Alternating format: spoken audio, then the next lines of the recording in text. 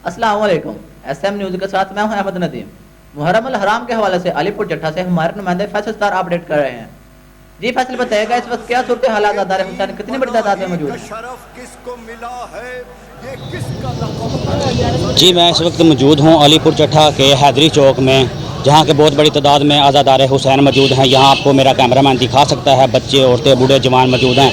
चारों तरफ फ़ज़ा सोगवार और हर आंख अशकबार है। यहाँ लोग हज़रत इमाम हुसैन से इज़हार मोहब्बत और अक़ीदत के लिए आए हैं। यहाँ तकरीबन हर घर में न्याज़ो लंगर का इंतज़ाम किया गया है। हर गली कूचे में दूध की सबीलें लगाई गई हैं। हर साल ये दिन बड़े अक़ीदत और एहतराम से मनाया जाता है। दूसरे शहरों की तरह ताज़िया निकाला जाता है, जिसकी तैयारी को सारा साल लग जाता है और लाखों रुपया खर्च भी आता है।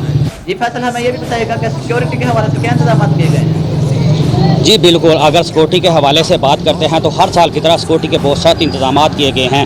यहाँ पर पुलिस की जानब से भी फुल प्रूफ इंतजाम किए गए हैं और इंतजामिया की जानब से भी प्राइवेट रज़ाकाराना तौर पर सिक्योरिटी के इंतजाम किए गए हैं। मैं आपको ये भी बताता चलूँ कि यहाँ पर वाक थ्रू गेट के इंतजाम किए गए हैं और आने वाले हर शख्स को मुकम्मल तौर पर चेक करके अंदर जाने दिया जाता है और दाखिली और खारजी रास्तों पर भी सिक्योरिटी के इंतजाम किए गए हैं ताकि कोई नाखुशगवार वाक़या ना हो।